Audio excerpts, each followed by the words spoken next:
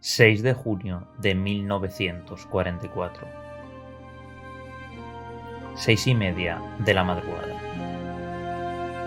Comienza el desembarco de Normandía.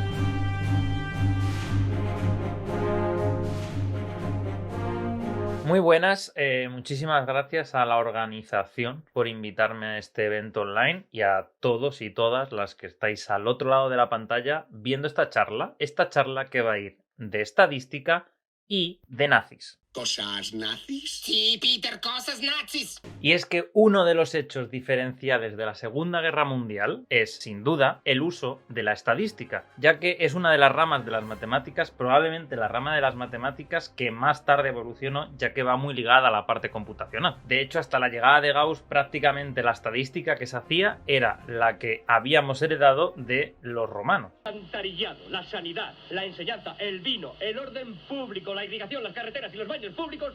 ¿Qué han hecho los romanos por nosotros? Que se basaba básicamente en censos, en lo que ahora llamaríamos actuariales, simplemente registros de personas, calcular estadísticas de cada una de las ciudades. Pero la estadística no se había desarrollado como si lo había hecho la probabilidad, que desde el siglo XV, XVI, XVII, pues sí habían dado un camino. Y es que la Segunda Guerra Mundial sea probablemente el periodo histórico donde más estadística se utilizó. A diferencia de la Primera Guerra Mundial, en la Segunda Guerra Mundial se utilizó mucha matemática y mucha estadística. Uno de los ejemplos más famosos del uso de la estadística en la Segunda Guerra Mundial es esa escena de la película de Enigma en la que ya han descifrado la máquina de los alemanes, pero no pueden interceptar todas las operaciones para que los alemanes no se enteren.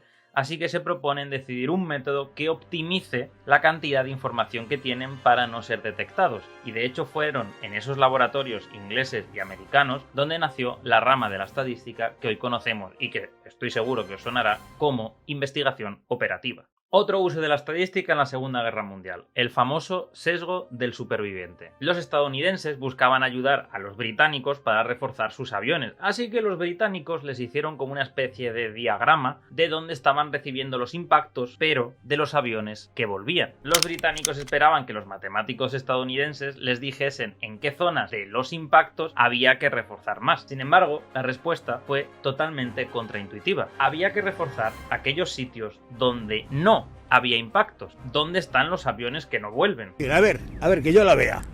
Imaginad que alguien te dice que el cinturón de seguridad produce accidentes de tráfico. ¿Por qué? Porque la mayoría de las personas que acaban en el hospital por accidente de tráfico llevaban el cinturón. Pero, ¿y dónde están los que ni siquiera han llegado al hospital porque han fallecido? ¿Llevaban el cinturón? Tenéis más detalles en mi Instagram. Hoy vamos a hablar del desembarco de Normandía y de cómo contar taxis ayudó a ganar la guerra. Entre otras 200.000 causas porque era un conflicto muy complejo. El desembarco de Normandía fue la mayor operación militar terrestre y naval de los aliados frente a la Alemania nazi, que por cierto militarmente la operación se llamó Operación Neptuno. Estaban graciosos ese día los ingleses y los americanos. Unas 2 horas antes de ese desembarco, más de 130.000 soldados habían cruzado el Canal de la Mancha y más de 20.000 lo habían hecho por aire atacando las baterías de defensa de la Alemania nazi. Había comenzado la operación militar que marcó el fin de Adolf Hitler. Aunque se tuvo que posponer por motivos meteorológicos, la idea original era el 5 de junio, y la victoria de los aliados, Francia, Reino Unido y Estados Unidos, no fue tan aplastante como se había previsto, consiguieron hacerse con algunos objetivos estratégicos importantes, como el puerto de Cherburgo. Y la historia de esta charla es por qué se decidió ese desembarco, que detonó que los americanos, los franceses y los ingleses creyesen que podían ganar a la hasta entonces invencible Alemania nazi. Y para ello hay que hablar de otro de los hechos diferenciales de la Segunda Guerra Mundial respecto a la Primera Guerra Mundial: el uso de la propaganda política, la creación del marketing político, el uso de la propaganda. Y es que desde el mismo momento de la llegada al poder de Adolf Hitler en 1933, los alemanes pusieron en marcha una auténtica máquina de propaganda política y bélica. De hecho, en 1935, todavía faltaban 4 años para la Segunda Guerra Mundial, hicieron una película en la que ya se presentaba a Adolf Hitler como el Mesías de la nación.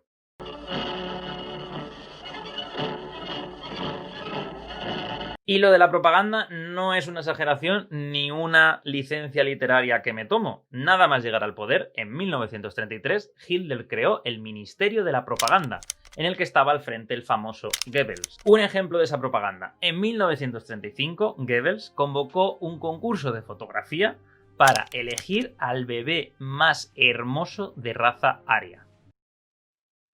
Otro ejemplo está en los juguetes de la época de los niños, en los que se puede encontrar como juegos de oca o parchís, pero donde el objetivo no es ganar la partida, sino echar al judío del país. Y este tipo de marketing político no solo lo hacían a la interna, no solo vendían un producto político a la población, en este caso les vendían miedo a un invasor externo, sino que también ponían en marcha campañas de propaganda bélica hacia el exterior, de forma que hacían creer a otros países que su poder militar era inmensamente más grande del que tenían. Y es que si tú crees que un país tiene un poder militar infinitamente superior al tuyo, pues no les vas a atacar. Y hay que admitirlo, los nazis eran nazis, hijos de puta, pero muy listos. Así que consiguieron hacer creer a todo el mundo que en 1942 iban a empezar a fabricar en serie un nuevo modelo de tanque mucho mejor del que tenían. Los famosos Panzer V, que mejorarían los anteriores Panzer IV, que ya eran infinitamente mejores que los tanques de los estadounidenses y de los británicos. Si esta producción en serie de este tipo de tanques se confirmaba, era una noticia pésima para los Estados Unidos, Francia, Inglaterra y Rusia.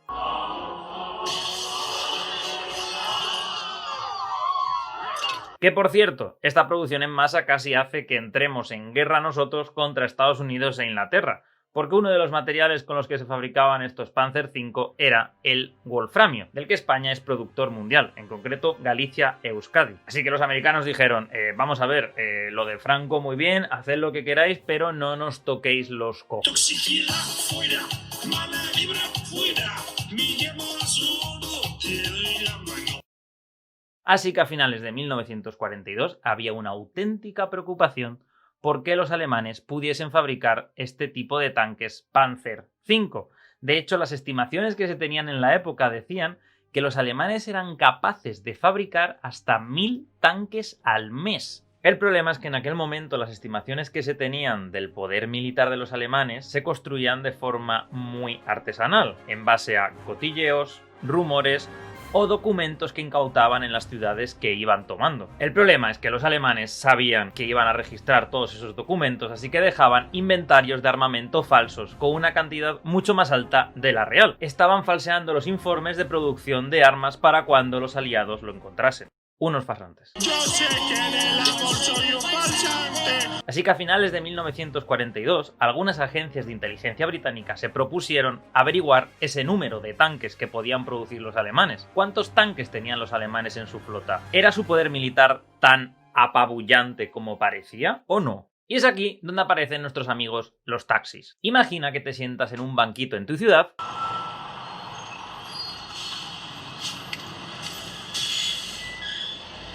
con un boli y una libreta y empiezas a apuntar los taxis que ves. De hecho, cuando acabes este vídeo te animo a hacer este experimento en tu ciudad y comparar tu estimación con el número de taxis reales que hay en tu ciudad. Para no liarnos vamos a meter un poquito de notación. Vamos a llamar N al número total de taxis que tiene tu ciudad. Vamos a llamar M al número de taxis que tú has apuntado en tu libreta. Y vamos a llamar X al número más alto que has apuntado, el número de licencia más alto que has observado. Como seguramente sabrás, cada taxi tiene asociado un número de licencia. Y las licencias además se obtienen de forma correlativa. Si hasta ese momento hay 999 taxis en tu ciudad, pues la siguiente licencia que el ayuntamiento dará será la licencia número 1000. ¿Cuál es la probabilidad de que en el número de taxis que tú has apuntado esté la licencia más alta? ¿Cuál es la probabilidad de que ese X sea igual a N? Para calcularla vamos a usar la regla de Laplace. Casos favorables entre casos posibles. Los casos favorables se calcularán quitando ese taxi con la licencia más alta y calculando la cantidad de formas que tenemos de elegir entre n-1 taxis, m-1 vehículos. El número combinatorio m-1 sobre n-1. De la misma forma, los casos posibles será el número de maneras que tenemos de entre n taxis elegir m de ellos. Haciendo la división entre estos dos números combinatorios, resulta que nos queda m entre n. Es una función lineal. ¿Qué significa que sea lineal? Significa que para yo tener, por ejemplo, una probabilidad superior al 90% de entre mis m taxis haber apuntado el taxi con la licencia más alta, debería de haber apuntado el 90 o más de los taxis que tengo en mi ciudad. Es decir, que para yo asegurarme de que he apuntado el taxi más alto, debería de apuntar al final todos los taxis. Por lo tanto, sería un método un poco absurdo. Así que si apuntamos pocos taxis, lo más probable es que la licencia más alta, X, sea menor que el número total de taxis que tenemos en nuestra ciudad. Así que el estimador de ese número n, el estimador del número total de taxis de mi ciudad, será una constante mayor que 1 multiplicado por la licencia más alta que yo he apuntado en mi libreta. Y la forma más sencilla de obtener una constante que sea mayor que 1, pero que cuando apuntamos muchos taxis esa constante acabe tendiendo a 1, es hacer m más 1 entre m, el número de taxis que tengo en mi libreta, más 1 entre el número de taxis. De forma que cada vez que voy apuntando más taxis, pues m más 1 entre m acabará tendiendo a 1. El problema es que no tenemos infinitos números de taxis, así que este comportamiento asintótico no lo podemos usar a nuestro favor, ya que el máximo número de taxis que podemos apuntar es n, el número de taxis que hay en tu ciudad. ¿Qué sucede en ese caso? Pues sucede que tenemos n más 1 partido de n por n igual a n más 1. Es decir, este estimador, si apuntásemos todos los taxis que hay en nuestra ciudad, no obtendríamos el número de taxis de la ciudad, sino n más 1, el número de taxis más 1. Así que es un estimador un poco inservible, ya que si tuviésemos toda la información, el estimador no está acertando. ¿Qué es lo que podemos hacer? Pues restarle ese exceso que sabemos que vamos a tener cuando apuntamos todos los taxis, de forma que al final nuestro estimador del número total de taxis de nuestra ciudad será el número de taxis que hemos apuntado más 1 dividido entre el número de taxis que hemos apuntado, todo eso multiplicado por la licencia más alta menos 1. En términos más matemáticos, estamos calculando el estimador puntual del máximo de lo que se conoce como una distribución uniforme discreta. Una variable aleatoria que solo puede tomar una serie de valores discretos, en este caso 1, 2, 3, 4, hasta llegar a n, hasta llegar al número total de taxis de nuestra ciudad, y que además la probabilidad de yo encontrar cada uno de esos números es igual para todos. Obviamente esto es una hipótesis que hacemos, ya que seguramente la probabilidad de encontrar a cada uno de los taxis no sea igual dependiendo de la zona en la que estás, pero la estadística sin hipótesis pues no funciona. Y de hecho el estimador que hemos construido antes es un estimador insesgado. Esto significa que si yo repitiese este experimento un número infinito de veces y calculase la media de los distintos estimadores que nos van saliendo, la media de esos estimadores acabaría tendiendo a el número real de taxis que tenemos en nuestra ciudad. El profesor Juan Antonio Cuesta hizo un experimento en Bilbao, donde la flota total de taxis es de 774. Apuntando 10 obtuvo un estimador de 773, apuntando 20 obtuvo un estimador de 799 y apuntando 48 taxis, el 6,2% del total de la flota, obtuvo el estimador de 777, apuntando solo 48 taxis. Os dejo esta gráfica donde he hecho una simulación de qué pasaría si apuntamos 1, 2 hasta 60 taxis. Cada línea fina azul es una simulación de la estimación con el máximo observado aleatoriamente, que son las líneas naranjas.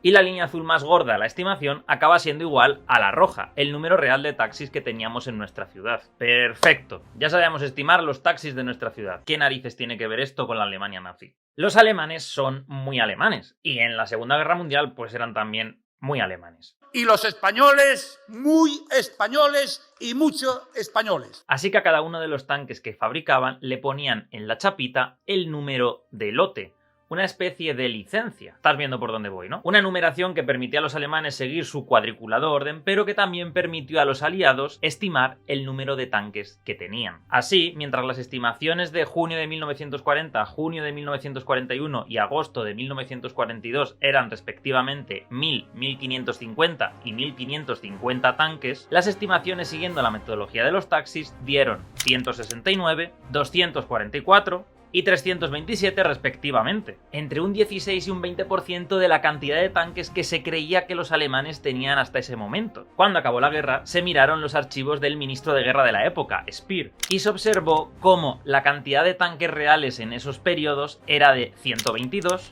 271 y 342. Valores bastante parecidos a las estimaciones con la metodología de los taxis que se habían obtenido. Bastante bien teniendo en cuenta las circunstancias de guerra. Y este método no solo lo aplicaban a los tanques, lo aplicaron a todo el material de la Alemania nazi. Llantas de los tanques, balas, cascos, neumáticos y armas, solo contando los números de licencia de cada uno de ellos. Como veis en esta gráfica, las estimaciones que se empezaron a recopilar eran extremadamente precisas. En el eje X tenemos la producción real y en el eje Y las estimaciones. La línea recta representaría la estimación perfecta. Estaban obteniendo esta calidad en las estimaciones simplemente apuntando números de las chapas de los tanques. Y de hecho a este problema también se le conoce como el problema de los tanques alemanes, el problema de encontrar un estimador puntual insesgado del máximo de una distribución discreta uniforme. Pero no acaba aquí. ¿Se os ocurre dónde se podría estar usando esta metodología actualmente? ¿Cómo son las guerras del siglo XXI? ¿Son con tanques o son guerras comerciales? Y es que esta metodología es la que actualmente usan todas las compañías para averiguar qué cantidad de productos fabrica la competencia. Pensemos por ejemplo en teléfonos móviles. Cada uno de los teléfonos móviles tiene un código IMEI, un código de móvil que identifica de forma unívoca a ese teléfono. Para saber cuántos iPhone está produciendo, Samsung le bastaría con acudir a un contenedor de productos electrónicos, elegir aleatoriamente unos cuantos iPhone y apuntar los números IMEI de esos teléfonos y aplicar la metodología de taxis y ¡voilà! Obviamente, como esto las compañías lo saben, actualmente estos números de licencia, de lote o números identificadores de productos, como pueden ser los teléfonos móviles, ya no se asocian de forma correlativa, sino de una forma más aleatoria. Así que tú te encuentres el número 1000 no significa que haya 1000 móviles, a lo mejor solo hay dos, solo tienen número el 5 y el 1000. Así que, ya sabes, si vas a organizar una guerra, no seas alemán. Muchísimas gracias por estar en esta charla, muchísimas gracias a la gente que me estáis viendo al otro lado de la pantalla, a ver si podemos tener eventos presenciales de una vez. Y muchísimas gracias a la organización. Os dejo ahora algunas de las redes sociales donde estoy por si me queréis seguir. Y, de nuevo, muchísimas gracias. ¡Chao!